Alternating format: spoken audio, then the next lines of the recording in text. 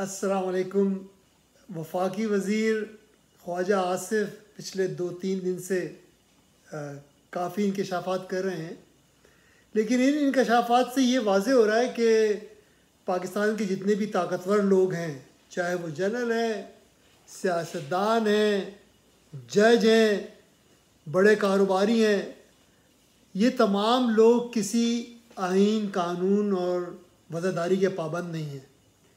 ये जो तमाम लोग हैं जो बड़े बड़े ओहदों पर हैं, ये सिर्फ़ अपने मफादात के बारे में सोचते हैं और समझते हैं कि ये तमाम कवानीन और ज़ाब्तों से बालातर है और इन्हें ये यकीन है कि कोई इन्हें इनकी सरजरिश नहीं करेगा और हुदूद से तजावज़ करने की कोई सज़ा इन्हें नहीं मिलेगी। यानी कि आप देखें ना, जनरल फैज़, जनरल बाजवा, जनरल आसिम मुनीर, उनके कोर कमांडर्स, वो जो दिल चाहे करें, कोई उन्हें पूछने वाला नहीं है। इसी तरह से जजेज़ हैं, आपको याद होगा जब बाजवा की एक्सटेंशन के लिए चीफ जस्टिस साहब ने 6 महीने का टाइम दिया था, तो वो कौन सा आइन के तहत दिया था, किस कानून के तहत दिया था? मैंने उस वक्त भी ये सवाल उठाया था और उसका कोई जवाब नहीं मिला।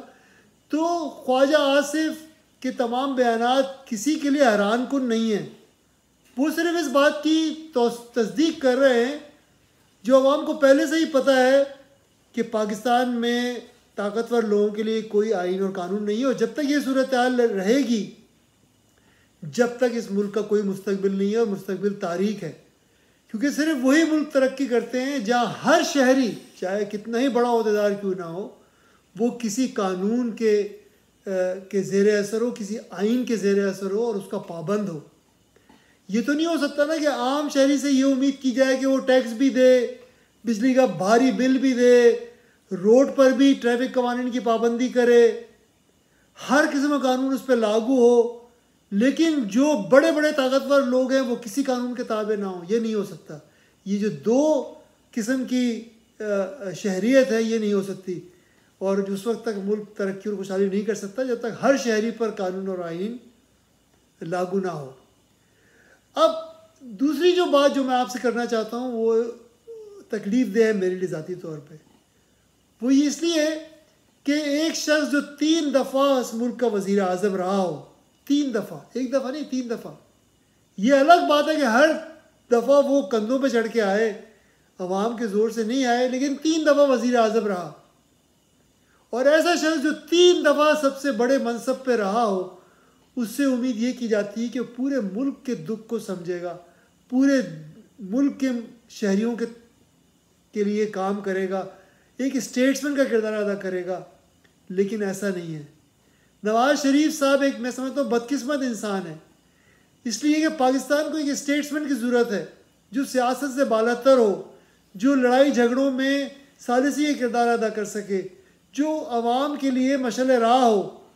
ऐसे स्टेट्समैन की ज़रूरत है पाकिस्तान को, और नवाज़ शरीफ के पास मौका था कि ऐसे स्टेटमेंट बनते, लेकिन उन्होंने फ़ैसला किया कि वो अपने भाई और बेटी की सियासत को आगे बढ़ाएंगे।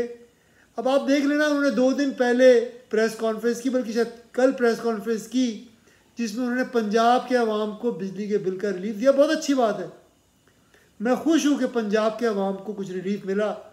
लेकिन बहैसियत 3 दफ़ा के वज़ीर आज़म, नवाज़ शरीफ को ये चाहिए था कि वो वज़ीर आज़म के साथ बैठ के पूरे मुल्क के लिए रिलीफ का ऐलान करते तो बहुत अच्छा होता, लेकिन वो ऐसा ना कर सके और एक मौका उन्होंने गंवा दिया। अब आखिर में अमरीकी सदारती इलेक्शन पर मैं आपसे बात करना चाहता हूँ, इसलिए कि काफ़ी मुबाहिसा और गुफ्तगू हो रही है कि कामला हारिस और ट्रंप में से कौन बेहतर होगा पाकिस्तान के लिए। और मैंने पिछले वीडियो में भी ये बात की थी कि कुछ लोग ये तासुर देने की कोशिश कर रहे हैं कि ट्रंप के दौर में पाकिस्तान के लिए बेहतरी पैदा हुई और यूएस और अमेरिका और पाकिस्तान के ताल्लुकात में बेहतरी पैदा हुई, लेकिन ऐसी की कोई शवाहिद नहीं है। और ना अभी जो बात कर रहा है ट्रंप, उससे ऐसा लगता है कि वो पाकिस्तान के लिए वो ख़ास हमदर्दी या तवज्जो देना चाहता है पाकिस्तान पे। जबकि दूसरी तरफ कामला हैरिस है। ज़ाहिर है बाइडन ने गाज़ा वॉर के अंदर जो किरदार अदा किया उससे मुसलमान खुश नहीं हैं और नाराज़गी का इजहार कर रहे हैं, लेकिन कामला में और बाइडन में फ़र्क है मेरे ख्याल से, इसलिए कि कामला ने थोड़ी सी थोड़ी सी अपनी जो स्टेटमेंट्स हैं, बयानात हैं, उससे बताने की कोशिश की कि उसका मौक़िफ़ मुख्तलिफ है। और ये भी हालात और वाक़यात बता रहे हैं कि बाइडन के ऊपर भी प्रेशर कामला की तरफ से आया कि वो इज़राइल की बहुत ज़्यादा बढ़ के हिमायत कर रहे हैं और नेतन्याहू को सपोर्ट कर रहे हैं, तो वो ना करें। तीसरी बात ये कि जो उन्होंने वाइस प्रेसिडेंट चुना कामला हैरिस ने, वो काफ़ी माइनॉरिटीज़ की तरफ हमदर्दी रखता है और माइनॉरिटी के साथ काम करने का बड़ा तजुर्बा है उसको। और ये भी कहा जाता है कि वो नरम गोशा रखता है मुसलमानों के लिए और माइनॉरिटीज़ के लिए। तो ये एक अच्छी डेवलपमेंट है कामला के लिए। और चौथी बात ये कि कामला ने अपनी कैंपेन में भी 3 मुसलमानों को शामिल किया है ताकि वो मुसलमानों से रवाबित बढ़ा सकें और उनके दरमियान ताल्लुकात बेहतर हों और वो उनकी बात समझ सकें, कम्युनिकेशन चैनल इस्टेब्लिश हो।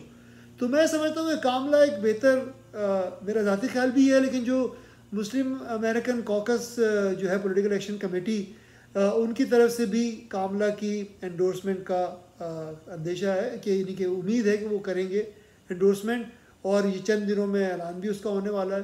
तो ऐसा लगता है कि आहिस्ता आहिस्ता जो मुसलमान वोटर हैं अमेरिका में, वो कामला हैरिस की कैंडिडेसी को ज़्यादा पसंद करेंगे बजाय इसके कि ट्रंप की तरफ जाएं। ये मेरा ख्याल है। बाकी देखते हैं सूरत किस तरह डेवलप होती है। अभी पहली डिबेट होनी है कामला और ट्रंप के दरमियान, उससे भी पता चलेगा कि गाज़ा पे और मुसलमानों पे और फॉरेन पॉलिसी पे इनकी क्या राय है। मैं उम्मीद करता हूँ आप इस वीडियो को ख़ुद भी पसंद करेंगे, दूसरे लोगों तक भी इसे पहुँचाएँगे और अपनी राय से भी मुझे आगाह करेंगे। शुक्रिया।